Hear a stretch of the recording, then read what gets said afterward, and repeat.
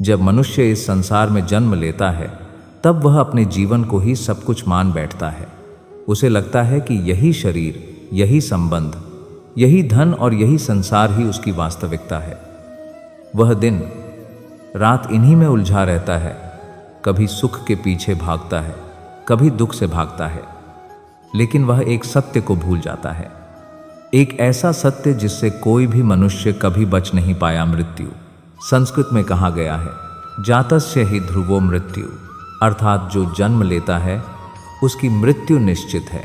परंतु प्रश्न यह नहीं है कि मृत्यु कब होगी, प्रश्न यह है कि मृत्यु के बाद क्या होता है। यही वह रहस्य है जिसे जानने के लिए एक बार गरुड़ जी ने स्वयं भगवान विष्णु से प्रश्न किया था।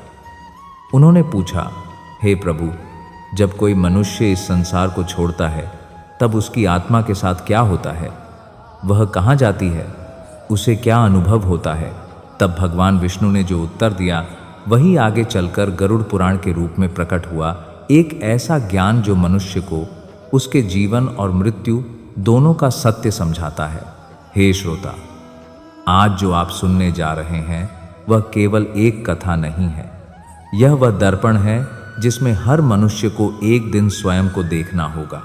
गरुड़ पुराण के अनुसार जब मनुष्य की मृत्यु का समय आता है तब सबसे पहले उसके शरीर की शक्ति धीरे धीरे समाप्त होने लगती है। उसकी सांसें भारी हो जाती हैं, आंखें धुंधली होने लगती हैं और मन में एक अजीब सी बेचैनी उत्पन्न होती है। लेकिन उस समय सबसे विचित्र अनुभव यह होता है कि मनुष्य अपने पूरे जीवन को एक एक करके देखने लगता है। जिस प्रकार कोई चलचित्र चलता है उसी प्रकार उसके जीवन के हर कर्म अच्छे और बुरे उसके सामने आने लगते हैं। वह देखता है जहाँ उसने किसी की सहायता की थी, जहाँ उसने किसी को दुख दिया था, जहाँ उसने सत्य का साथ दिया था और जहाँ उसने छल किया था। उस समय कोई भी झूठ काम नहीं आता, कोई बहाना नहीं चलता, क्योंकि आत्मा स्वयं अपने कर्मों की साक्षी बन जाती है। और जैसे ही अंतिम क्षण आता है एक ऐसा अनुभव होता है जिसे शब्दों में व्यक्त करना कठिन है। गरुड़ पुराण में वर्णन है कि जब प्राण शरीर से निकलते हैं तब मनुष्य को ऐसा लगता है जैसे उसे किसी ने बहुत जोर से खींच लिया हो। कुछ आत्माएं शांतिपूर्वक शरीर छोड़ देती हैं और कुछ को अत्यंत कष्ट होता है। यह कष्ट इस बात पर निर्भर करता है कि उस मनुष्य ने अपने जीवन में कैसे कर्म किए हैं। जिन लोगों ने सत्य, धर्म और करुणा का पालन किया होता है उनके प्राण धीरे धीरे और सहजता से निकलते हैं। लेकिन जो लोग अधर्म, छल और अन्याय में लिप्त रहते हैं उनके लिए यह प्रक्रिया अत्यंत पीड़ादायक होती है। और जैसे ही आत्मा शरीर से बाहर निकलती है वह अपने ही शरीर को सामने पड़ा हुआ देखती है। यह अनुभव बहुत विचित्र होता है। जिस शरीर को वह अपना मानती थी, जिसके लिए उसने इतना कुछ किया, अब वही शरीर निर्जीव पड़ा होता है। वह अपने परिजनों को रोते हुए देखती है, लेकिन अब वह उन्हें छू नहीं सकती, उनसे बात नहीं कर सकती। वह पुकारना चाहती है लेकिन उसकी आवाज़ कोई नहीं सुनता। गरुड़ पुराण में कहा गया है, देह त्यक्त्वा आत्मा तिष्ठति किंतु तस्य न कोपि शृणोति, अर्थात आत्मा शरीर छोड़ने के बाद भी कुछ समय तक वहीं रहती है लेकिन उसे कोई सुन नहीं सकता।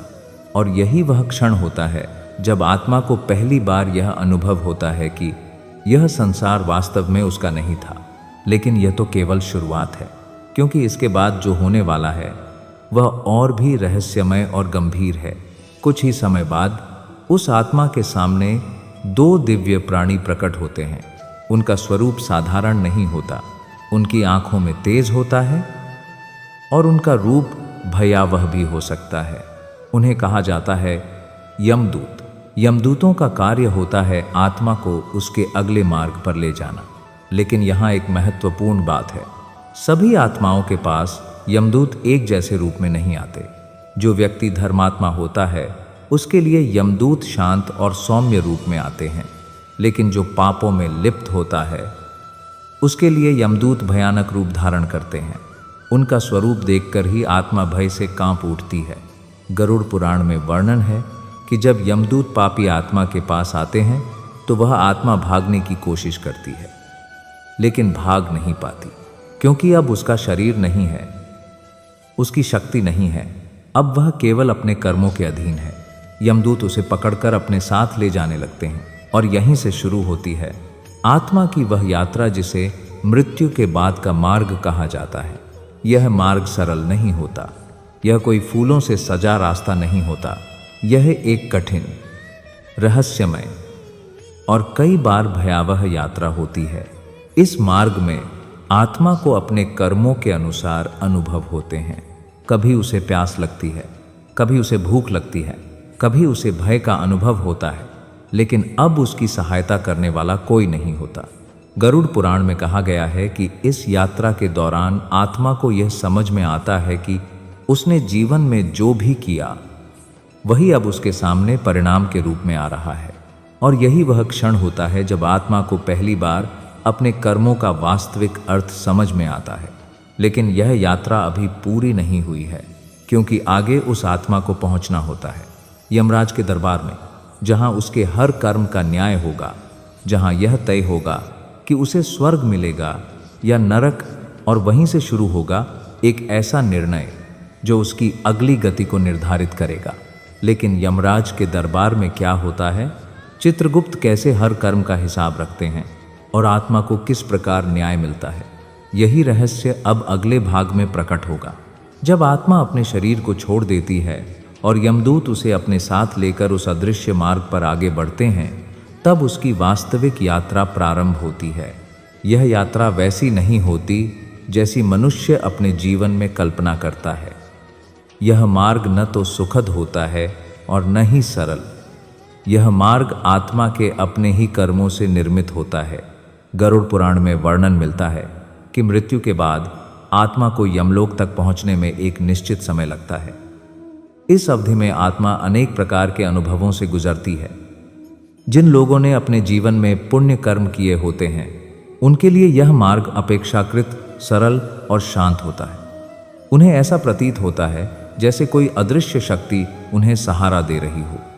लेकिन जो लोग पाप कर्मों में लिप्त रहते हैं, उनके लिए यही मार्ग अत्यंत कष्टदायक हो जाता है। ऐसी आत्माएं मार्ग में तीव्र प्यास, भूख और भय का अनुभव करती हैं। उन्हें ऐसा लगता है जैसे कोई उन्हें खींचकर आगे ले जा रहा हो और वे चाहकर भी उस गति को रोक नहीं सकती। यही वह समय होता है जब आत्मा को यह अनुभव होता है कि उसने जीवन में जो भी किया वही अब उसके साथ चल रहा है। कुछ समय पश्चात आत्मा एक विशाल और दिव्य स्थान पर पहुंचती है। यह स्थान है यमराज का दरबार। यह कोई साधारण स्थान नहीं होता। यह न्याय का वह केंद्र होता है जहां किसी भी प्रकार का पक्षपात नहीं होता। यहाँ न धन का प्रभाव चलता है, न संबंधों का, न ही किसी प्रकार की शक्ति का। यहाँ केवल एक ही चीज का मूल्य होता है, कर्म। जब आत्मा उस दरबार में प्रवेश करती है, तब वह एक अद्भुत दृश्य देखती है। चारों ओर दिव्य प्रकाश होता है, लेकिन वह प्रकाश चुभता नहीं, बल्कि एक गंभीरता का अनुभव कराता है। वहाँ एक विशाल सिंहासन होता है, जिस पर विराजमान होते हैं धर्मराज यम। उनका स्वरूप अत्यंत प्रभावशाली होता है। उनके नेत्रों में ऐसी गहराई होती है कि आत्मा स्वयं को छिपा नहीं सकती। उनके पास खड़े होते हैं चित्रगुप्त, जो हर जीव के कर्मों का सूक्ष्म से सूक्ष्म लेखा रखते हैं। गरुड़ पुराण के अनुसार चित्रगुप्त केवल बाहरी कर्मों का ही नहीं, बल्कि मनुष्य के हर विचार, हर भावना और हर संकल्प, क्योंकि केवल कर्म ही नहीं बल्कि उसके पीछे का भाव भी न्याय में महत्वपूर्ण होता है। जब आत्मा को यमराज के सामने लाया जाता है, तब चित्रगुप्त अपने विशाल ग्रंथ को खोलते हैं। उस ग्रंथ में आत्मा के जन्म से लेकर मृत्यु तक के हर क्षण का विवरण अंकित होता है। चित्रगुप्त पढ़ना आरंभ करते हैं। कहाँ उस आत्मा ने किसी की सहायता की, कहाँ उसने किसी को पीड़ा दी, कहाँ उसने सत्य का पालन किया और कहाँ उसने छल किया। यह सब सुनकर आत्मा के सामने उसके जीवन के दृश्य एक एक करके प्रकट होने लगते हैं। यह दृश्य इतने स्पष्ट होते हैं कि आत्मा स्वयं को उनसे अलग नहीं कर पाती। गरुड़ पुराण में कहा गया है कि उस समय आत्मा को अपने हर कर्म का वास्तविक प्रभाव महसूस होता है। यदि उसने किसी को दुख दिया था, तो अब वही दुख उसे स्वयं अनुभव होता है, और यदि उसने किसी की सहायता की थी, तो वही सुख उसे प्राप्त होता है। यही कारण है कि उस क्षण कोई भी आत्मा अपने कर्मों से इनकार नहीं कर पाती। जब चित्रगुप्त अपना लेखा समाप्त करते हैं, तब यमराज आत्मा की ओर देखते हैं और उससे प्रश्न करते हैं, क्या तुमने अपने जीवन को समझकर जिया? यह प्रश्न बहुत गहरा होता है, क्योंकि यह केवल कर्मों के बारे में नहीं होता, बल्कि यह आत्मा की चेतना के बारे में होता है। कुछ आत्माएं उस समय पश्चाताप से भर जाती हैं। वे समझ जाती हैं कि उन्होंने अपने जीवन को व्यर्थ गंवा दिया। कुछ आत्माएं शांत रहती हैं, क्योंकि उन्होंने धर्म और सत्य के मार्ग पर चलकर जीवन जिया होता है। यमराज का निर्णय कभी क्रोध में नहीं होता, वह पूर्णतः न्याय पर आधारित होता है। यदि आत्मा ने अधिकतर पुण्य कर्म किए होते हैं तो उसे स्वर्ग की ओर भेजा जाता है। यदि उसने पाप कर्म किए होते हैं तो उसे नरक की ओर भेजा जाता है। लेकिन यहाँ एक गहरा रहस्य छिपा हुआ है। गरुड़ पुराण के अनुसार केवल कर्म ही निर्णय नहीं करते, बल्कि कर्म के पीछे का भाव और आत्मा की स्थिति भी महत्वपूर्ण होती है। यदि किसी व्यक्ति ने दान किया लेकिन केवल दिखावे के लिए, तो उसका फल सीमित होता है, और यदि किसी ने छोटी सी सहायता भी सच्चे हृदय से की तो उसका फल अत्यंत महान होता है। यही कारण है कि यमराज का न्याय अत्यंत सूक्ष्म होता है। लेकिन निर्णय केवल इतना ही नहीं होता कि आत्मा स्वर्ग जाएगी या नरक का, उससे भी अधिक गहरा एक और चरण होता है, जहां आत्मा को अपने कर्मों के अनुसार विशेष अनुभवों से गुजरना पड़ता है। कुछ आत्माओं को तुरंत उनके कर्मों का फल मिलता है और कुछ को विशेष लोकों में भेजा जाता है, जहां वे अपने कर्मों का परिणाम भोगती हैं। और यहीं से प्रारंभ होती है नरक और स्वर्ग की वास्तविक यात्रा। लेकिन नरक वास्तव में कैसा होता है? स्वर्ग में आत्मा को क्या अनुभव होता है और कौन सी आत्मा किस लोक में जाती है, यह सब रहस्य अब अगले भाग में प्रकट होने वाले हैं। जब आत्मा अपने शरीर को छोड़ देती है और यमदूत उसे अपने साथ लेकर उस अदृश्य मार्ग पर आगे बढ़ते हैं, तब उसकी वास्तविक यात्रा प्रारंभ होती है। यह यात्रा वैसी नहीं होती जैसी मनुष्य अपने जीवन में कल्पना करता है। यह मार्ग न तो सुखद होता है और न ही सरल। यह मार्ग आत्मा के अपने ही कर्मों से निर्मित होता है। गरुड़ पुराण में वर्णन मिलता है कि मृत्यु के बाद आत्मा को यमलोक तक पहुंचने में एक निश्चित समय लगता है। इस अवधि में आत्मा अनेक प्रकार के अनुभवों से गुजरती है। जिन लोगों ने अपने जीवन में पुण्य कर्म किए होते हैं, उनके लिए यह मार्ग अपेक्षाकृत सरल और शांत होता है। उन्हें ऐसा प्रतीत होता है जैसे कोई अदृश्य शक्ति उन्हें सहारा दे रही हो। लेकिन जो लोग पाप कर्मों में लिप्त रहते हैं, उनके लिए यही मार्ग अत्यंत कष्टदायक हो जाता है। ऐसी आत्माएं मार्ग में तीव्र प्यास, भूख और भय का अनुभव करती हैं। उन्हें ऐसा लगता है जैसे कोई उन्हें खींचकर आगे ले जा रहा हो और वे चाहकर भी उस गति को रोक नहीं सकती। यही वह समय होता है जब आत्मा को यह अनुभव होता है कि उसने जीवन में जो भी किया वही अब उसके साथ चल रहा है। कुछ समय पश्चात आत्मा एक विशाल और दिव्य स्थान पर पहुंचती है। यह स्थान है यमराज का दरबार। यह कोई साधारण स्थान नहीं होता। यह न्याय का वह केंद्र होता है जहां किसी भी प्रकार का पक्षपात नहीं होता। यहाँ न धन का प्रभाव चलता है, न संबंधों का, न ही किसी प्रकार की शक्ति का। यहाँ केवल एक ही चीज का मूल्य होता है, कर्म। जब आत्मा उस दरबार में प्रवेश करती है, तब वह एक अद्भुत दृश्य देखती है। चारों ओर दिव्य प्रकाश होता है, लेकिन वह प्रकाश चुभता नहीं, बल्कि एक गंभीरता का अनुभव कराता है। वहाँ एक विशाल सिंहासन होता है, जिस पर विराजमान होते हैं धर्मराज यम। उनका स्वरूप अत्यंत प्रभावशाली होता है।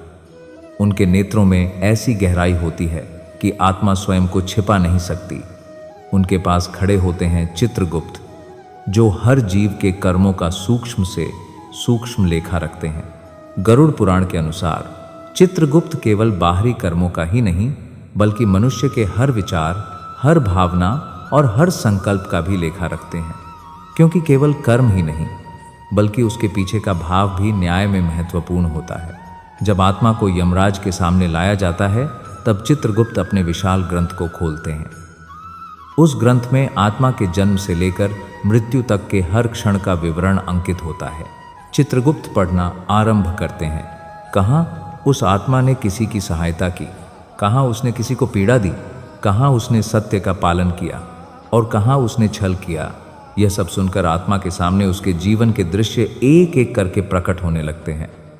यह दृश्य इतने स्पष्ट होते हैं कि आत्मा स्वयं को उनसे अलग नहीं कर पाती।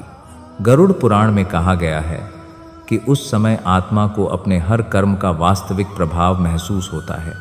यदि उसने किसी को दुख दिया था तो अब वही दुख उसे स्वयं अनुभव होता है, और यदि उसने किसी की सहायता की थी तो वही सुख उसे प्राप्त होता है। यही कारण है कि उस क्षण कोई भी आत्मा अपने कर्मों से इनकार नहीं कर पाती। जब चित्रगुप्त अपना लेखा समाप्त करते हैं तब यमराज आत्मा की ओर देखते हैं और उससे प्रश्न करते हैं, क्या तुमने अपने जीवन को समझकर जिया?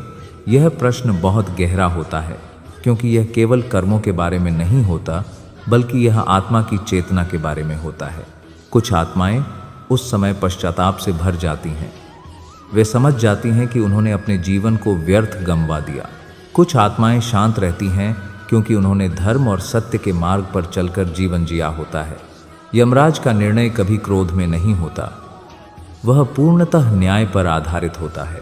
यदि आत्मा ने अधिकतर पुण्य कर्म किए होते हैं तो उसे स्वर्ग की ओर भेजा जाता है। यदि उसने पाप कर्म किए होते हैं तो उसे नरक की ओर भेजा जाता है। लेकिन यहाँ एक गहरा रहस्य छिपा हुआ है। गरुड़ पुराण के अनुसार केवल कर्म ही निर्णय नहीं करते, बल्कि कर्म के पीछे का भाव और आत्मा की स्थिति भी महत्वपूर्ण होती है। यदि किसी व्यक्ति ने दान किया लेकिन केवल दिखावे के लिए, तो उसका फल सीमित होता है, और यदि किसी ने छोटी सी सहायता भी सच्चे हृदय से की तो उसका फल अत्यंत महान होता है। यही कारण है कि यमराज का न्याय अत्यंत सूक्ष्म होता है। लेकिन निर्णय केवल इतना ही नहीं होता कि आत्मा स्वर्ग जाएगी या नरक। उससे भी अधिक गहरा एक और चरण होता है, जहां आत्मा को अपने कर्मों के अनुसार विशेष अनुभवों से गुजरना पड़ता है। कुछ आत्माओं को तुरंत उनके कर्मों का फल मिलता है, और कुछ को विशेष लोकों में भेजा जाता है जहां वे अपने कर्मों का परिणाम भोगती हैं, और यहीं से प्रारंभ होती है नरक और स्वर्ग की वास्तविक यात्रा। लेकिन नरक वास्तव में कैसा होता है? स्वर्ग में आत्मा को क्या अनुभव होता है और कौन सी आत्मा किस लोक में जाती है, यह सब रहस्य अब अगले भाग में प्रकट होने वाले हैं। जब आत्मा स्वर्ग या नरक में अपने कर्मों का फल भोग लेती है, तब एक अत्यंत महत्वपूर्ण प्रश्न उसके सामने खड़ा होता है। अब आगे क्या? गरुड़ पुराण इसी प्रश्न का गहरा उत्तर देता है। यह बताता है कि स्वर्ग और नरक अंतिम गंतव्य नहीं है, वे केवल एक अस्थायी अवस्था है जहां आत्मा अपने कर्मों का फल भोगती है। जब यह फल समाप्त हो जाता है, तब आत्मा को फिर से इस संसार में जन्म लेना पड़ता है। इसी को कहा गया है संसार चक्र या जन्म मरण का चक्र।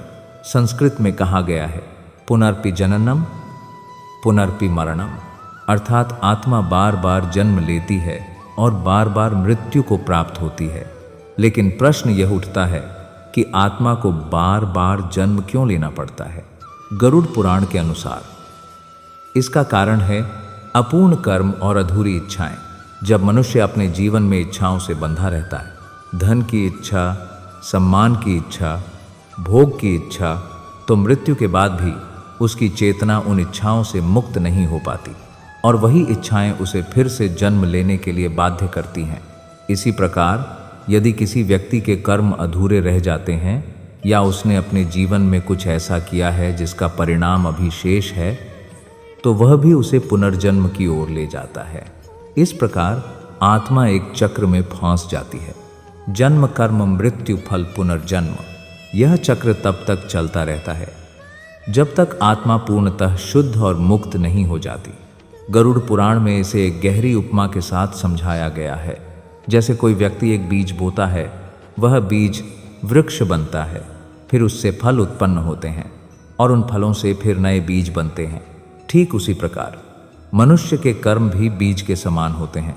एक कर्म से दूसरा कर्म उत्पन्न होता है और यह सिलसिला चलता ही रहता है। लेकिन यहाँ एक अत्यंत महत्वपूर्ण प्रश्न उठता है, क्या इस चक्र से बाहर निकलने का कोई मार्ग है? क्या आत्मा इस जन्म मरण के चक्र से मुक्त हो सकती है? गरुड़ पुराण का उत्तर है हाँ, यह संभव है। और इस मुक्ति को कहा जाता है मोक्ष। मोक्ष क्या है? मोक्ष का अर्थ है जन्म और मृत्यु के इस चक्र से पूर्ण मुक्ति। जब आत्मा अपने सभी कर्मों से मुक्त हो जाती है, जब उसके भीतर कोई इच्छा शेष नहीं रहती, जब वह अपने वास्तविक स्वरूप को पहचान लेती है, तब वह इस संसार के बंधनों से मुक्त हो जाती है और यही मोक्ष की अवस्था होती है। मोक्ष कैसे प्राप्त होता है? गरुड़ पुराण के अनुसार मोक्ष प्राप्त करने के लिए मनुष्य को अपने जीवन में कुछ महत्वपूर्ण मार्गों का पालन करना होता है। 1. सत्य और धर्म का पालन। जब मनुष्य अपने जीवन में सत्य को अपनाता है और धर्म के मार्ग पर चलता है, तब उसके कर्म शुद्ध होने लगते हैं। 2. अहंकार का त्याग। अहंकार ही वह कारण है जो मनुष्य को अपने वास्तविक स्वरूप से दूर रखता है। जब अहंकार समाप्त होता है, तब आत्मा अपनी सच्चाई को पहचानने लगती है। 3. निःस्वार्थ सेवा। जब मनुष्य बिना किसी स्वार्थ के दूसरों की सहायता करता है, तब उसके कर्म उसे बंधन में नहीं बांधते, बल्कि उसे मुक्त करने लगते हैं। 4. भक्ति और ईश्वर से जुड़ाव। गरुड़ पुराण में भक्ति को मोक्ष का सबसे सरल मार्ग बताया गया है।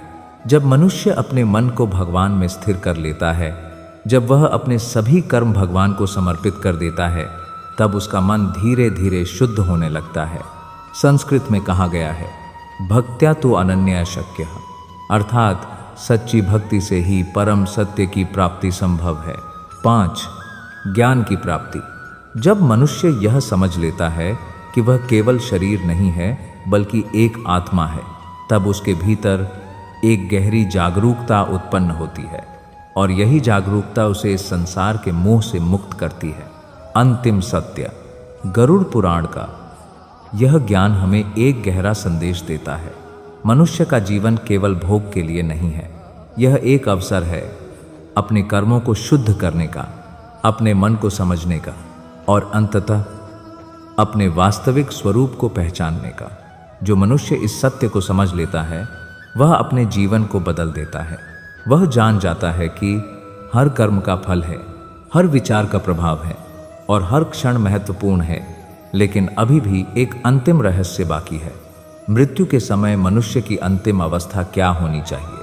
क्या अंतिम क्षण का कोई विशेष महत्व होता है? और क्या अंतिम विचार भी आत्मा की गति को प्रभावित करता है? यही गहरा और अंतिम रहस्य अब अगले भाग में प्रकट होगा, जब आत्मा अपने जीवन के कर्मों के अनुसार स्वर्ग और नरक का अनुभव कर लेती है। जब वह जन्म और मृत्यु के चक्र को समझने लगती है, तब एक अंतिम और सबसे गहरा सत्य उसके सामने आता है, मृत्यु का अंतिम क्षण। गरुड़ पुराण में इस अंतिम क्षण को अत्यंत महत्वपूर्ण बताया गया है, क्योंकि यह वही क्षण होता है जो आत्मा की अगली गति को निश्चित करता है। मनुष्य अपने पूरे जीवन में जैसा भी जीता हो, लेकिन मृत्यु के समय उसका मन किस अवस्था में है, उसका अंतिम विचार क्या है, यह अत्यंत निर्णायक होता है। संस्कृत में कहा गया है, अंत काले च मामेव स्मरण मुक्त्वा कलेवरम, अर्थात जो मनुष्य अपने अंतिम समय में परमात्मा का स्मरण करता है, वह उच्च गति को प्राप्त होता है। गरुड़ पुराण के अनुसार जब मृत्यु निकट आती है, तब मनुष्य का मन अत्यंत चंचल हो सकता है। उसे अपने संबंध याद आते हैं, धन याद आता है, अधूरी इच्छाएं याद आती हैं, और यदि उसका मन इन सब में उलझा रहता है, तो उसकी आत्मा भी उन्हीं बंधनों में बंध जाती है। यही कारण है कि कहा गया है, जैसा अंतिम विचार वैसी अगली यात्रा।